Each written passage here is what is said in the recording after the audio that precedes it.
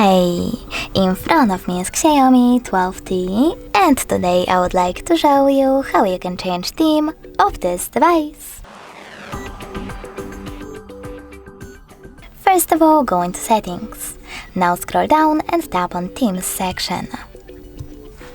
Following that, tap on Themes at the bottom left corner and tap on the search bar. Then type in wherever you wish to, like Spider-Man, and click on the best theme for you. Now select Free over here and wait. Then select Apply.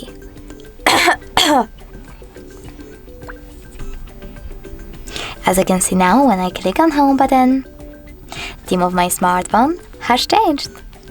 But you can always go back into your default theme by tapping on the same settings, but this time selecting Profile at the bottom right corner.